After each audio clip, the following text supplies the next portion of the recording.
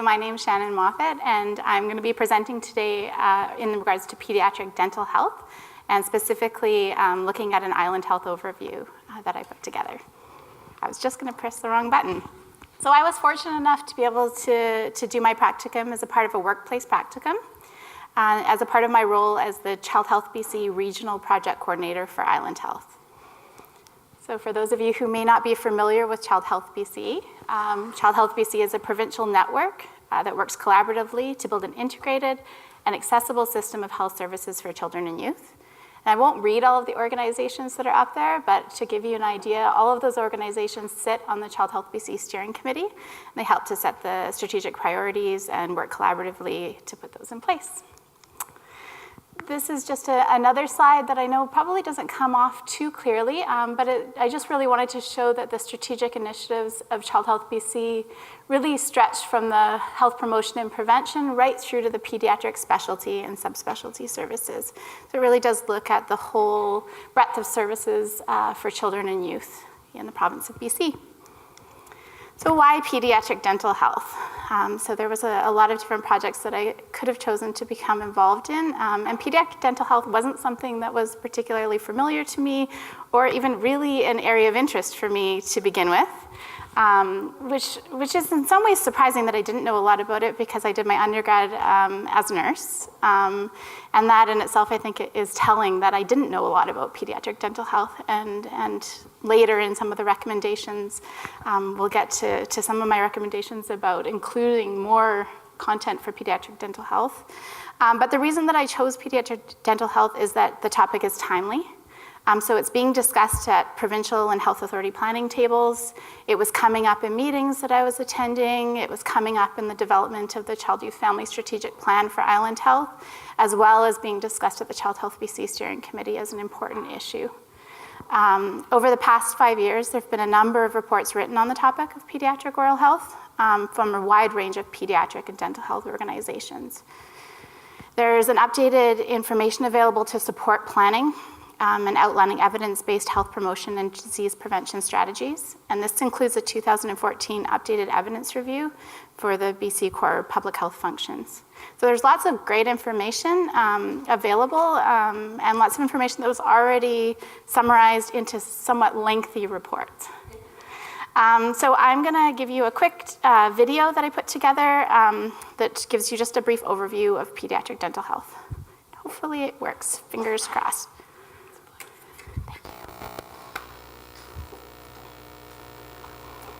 Can you hear it? Hold on. I was really hoping we didn't have technical issues. Excuse me.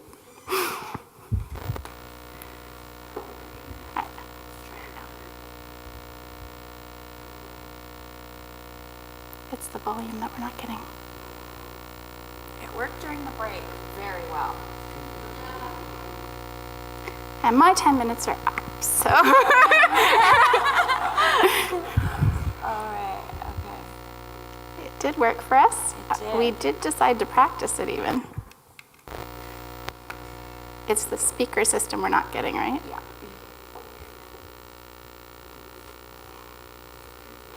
Well, if this doesn't work, I will just ad lib. Shall we just give it one more try? Everything's up. Yep. I think it might be the speaker. Yeah. Is the speaker connected all the way. properly? Yep. If not, I'll just hang my mic over. This was so flawless. Yeah, that's unfortunate. And of course, I didn't really decide on a complete backup plan for if my video didn't work, which should be lesson number 1. So some of the things that I talk about in the video is really looking at why pediatric dental health is an important issue. And I'm just going to refer to my paper because if it's not working.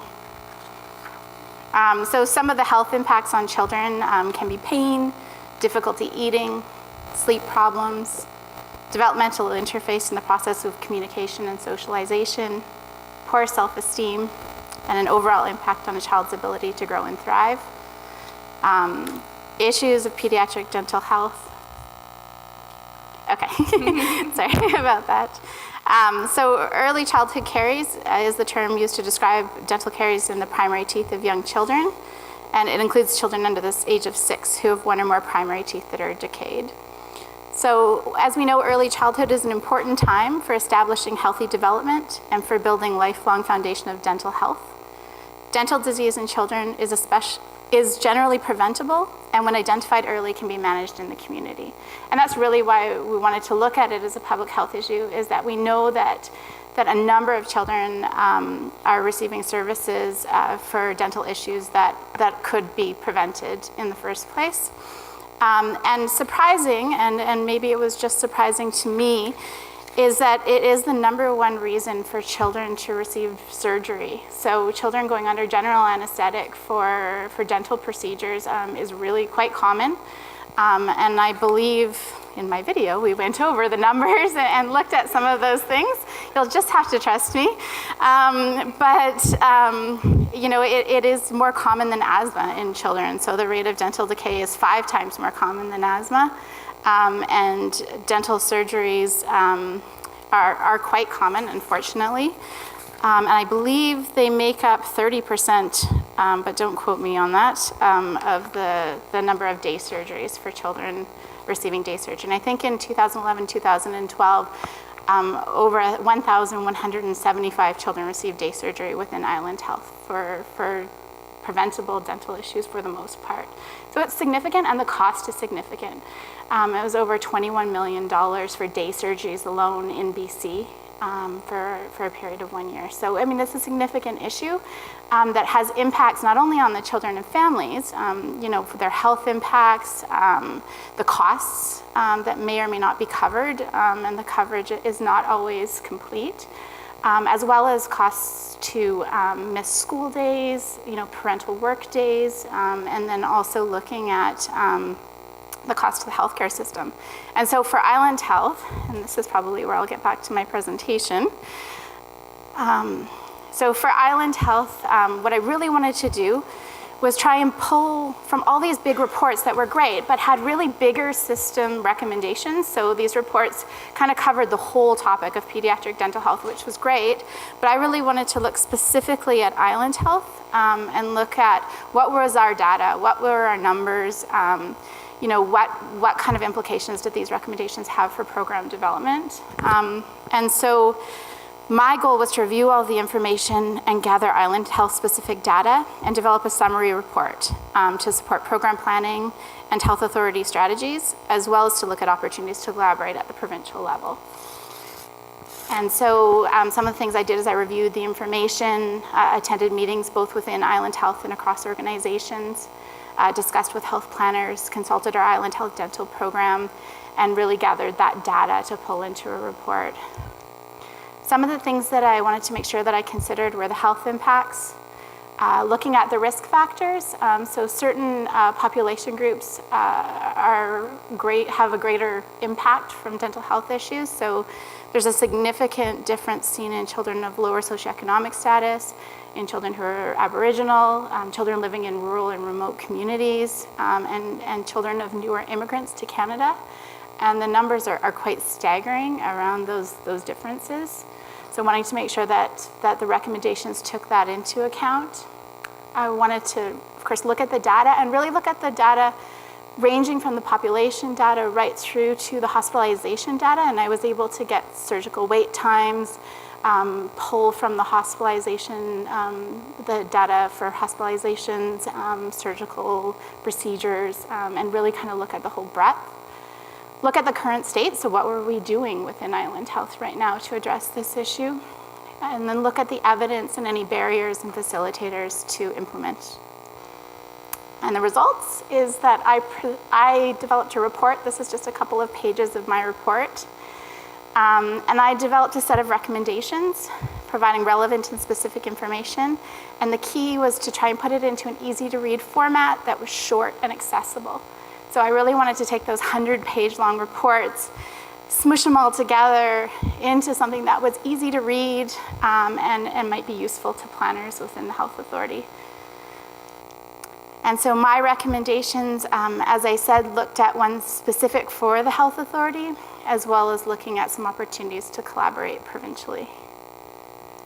And obviously there's lots of information behind the recommendations I made that I can't get into in such a short presentation, but I'll just quickly go through some of my key recommendations, and of course there's more detail in the report. So the recommendations specific for Island Health looked at fluoride varnish application. And so looking at the evidence, it showed that fluoride varnishes can reduce by 43% the number of dental caries in permanent teeth, and a 30% reduction in primary teeth. So, it is a low-cost, effective solution, and it's easy to apply. So dental varnishes don't need to be applied by a specific dental health professional or in a clinical setting like some of the other things. So looking at opportunities to train dental professionals or train non-dental health professionals was one of the recommendations to apply fluoride varnishes, such as medical office assistants who would see children at well baby visits. We're looking at nurse practitioners and physicians who may encounter families before they are able to access dentists or dental health professionals. One of the recommendations was to evaluate the public health nursing screening process. So look at the tool that they're currently using, and to take a look at that, to link with dental health with other initiatives. And I'm getting the time, so I'm going to wrap this up. It was timed perfectly with my video. And so really trying to include it in other initiatives, such as food security, smoking cessation, all of those other initiatives, and making sure that it's also included in the evaluation of those initiatives. Education for expectant mothers. We're doing a good job of connecting with high-risk groups, with parents, but the missing component really is the treatment for pregnant mothers who may not have coverage, and we know that the health impacts of a mother's oral health impacts the health of their baby in lots of ways other than just their dental health, but including their dental health. Look at low barrier clinics, consider a pilot program, look at dental sealants as possibly being provided as a part of that. And then quickly, these are the last two, I promise, opportunities to work collaboratively at the provincial level. So education for healthcare professionals.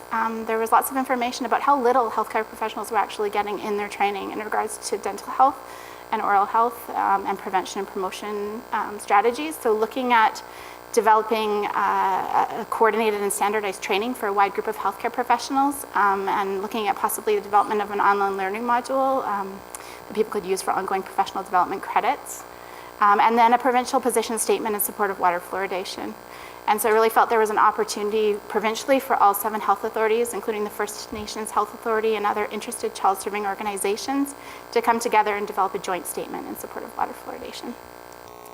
And really quickly, I just wanted to give thanks to Yasmin Tuff, my practicum supervisor, who's the Child Youth Family Manager, Projects and Initiatives, Jennifer Scarr, who's the provincial lead for health promotion and prevention at Child Health BC, Anita and Dorothy, who are members of the dental health team for Island Health, who helped me to sort of navigate this topic, and then the MPH program. And not to YouTube. Thanks.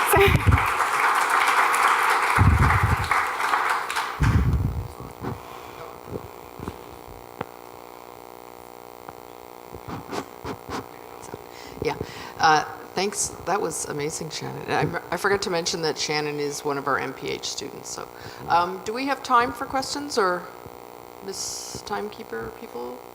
1 or 2 little tiny ones? Huh? 1 or 2 short. Okay. Oh, here I come.